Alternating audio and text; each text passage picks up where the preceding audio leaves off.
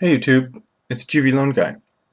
It's December 30th, early in the morning, and I wanted to compile a couple of videos to show you folks the ramping up continues on the build up for World War III. Go ahead and notice that Mary Greeley posted up a video yesterday and again today on the fact that the ship traffic, the Strait of Hormuz, has basically fallen off to nothing. So just the very fact that Iran is having these war games and we're coming in and back and forth, has already knocked down the traffic from 15 vessels a day to practically none. So I'm sure we'll see some increase in oil prices here shortly. But in the meantime, here's a quick little report on this. Persian Gulf.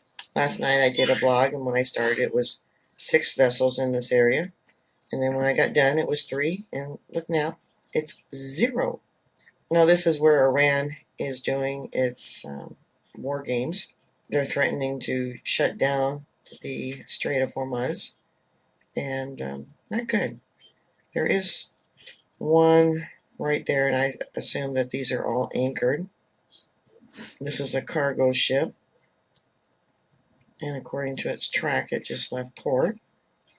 And it looks like along this area they have the radars for tracking the vessels completely shut off. Last night I was showing you all the military vessels that were within this area.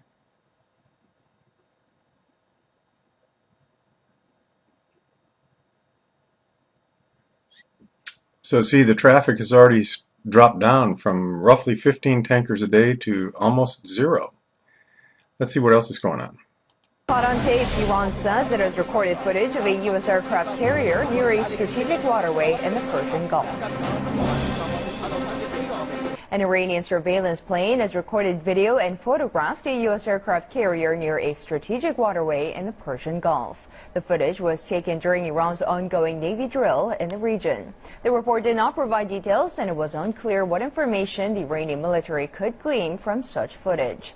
IRNA quoted Iran's Navy Chief Admiral Habibullah Sayari as saying the action shows that Iran has control over the moves by foreign forces in the area where Tehran is holding a 10-day military exercise. Sayari told state broadcaster IRB that when a trans-regional CVN-74 aircraft carrier was moving out of the Strait of Hormuz, an Iranian vessel and surveillance plane tracked and followed the vessel. Iran's Navy chief has warned that the country can easily close the strategic Strait of Hormuz at the mouth of the Persian Gulf. This is the passageway through which a sixth of the world's oil flows. It is the second such warning in 2 days. Daniel Taff has the details. On Tuesday, Iran's Vice President Mohammad Reza Rahimi threatened to close the strait, cutting off oil exports. That followed a decision by EU foreign ministers to tighten sanctions on Iran over its nuclear program.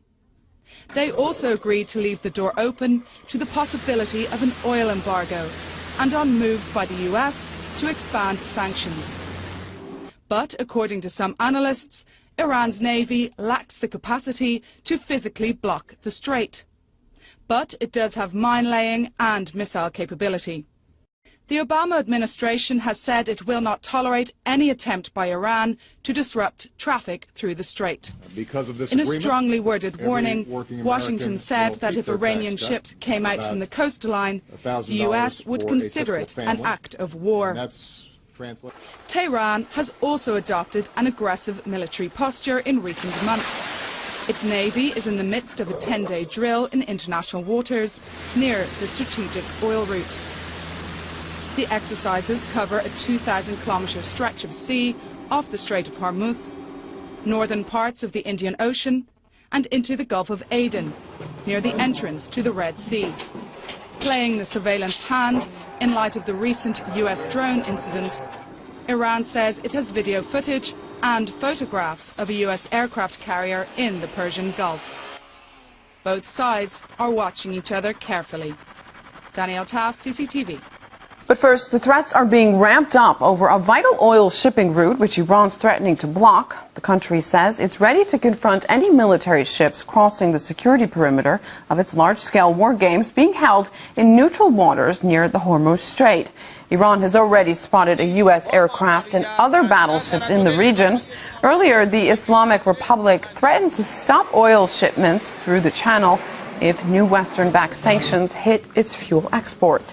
Well, America is vowing to use its Navy stationed in the Persian Gulf to stop the Iranians from hindering passage. For analysis, we're now joined live by Robert Naiman, Political Director at the Just Foreign Policy think tank. Thanks for being with us this hour.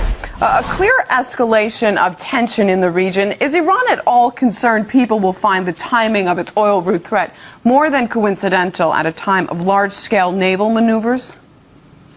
Well, I would guess the opposite, that the two are not occurring at the same time as a coincidence, but in fact that Iran is choosing this time to say this in order to underline its threat. And I think it's important to see that there is context for the Iranian government statements, namely, first of all, that it's understood in international political discourse and international law that an embargo is an act of war. And if it is really the policy pursued by the United States and Western Europe to try to cut off Iran's oil exports, then that is an act of war. And it would make sense for Iran to respond to that by saying, what they're going to do in response. And it wouldn't make sense for Iran just to roll over and say, sure, do whatever you want. We don't care. It also has to be pointed out that every day in the United States, I'm in Washington, every day U.S. government officials and people of influence are talking about U.S. and Israeli military strikes on Iran. Defense Secretary Panetta, most recently in a CBS interview, the July-February issue of Foreign Affairs has an article called Time to Attack Iran.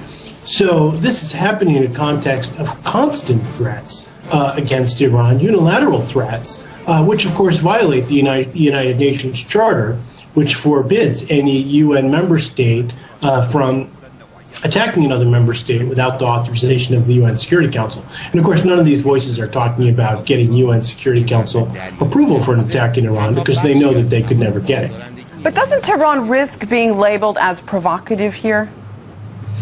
Sure, it risks being labeled as provocative, but again, you have to look at the context. If Iran doesn't make some response to the threats against it, then it risks being perceived as a country that can't defend itself.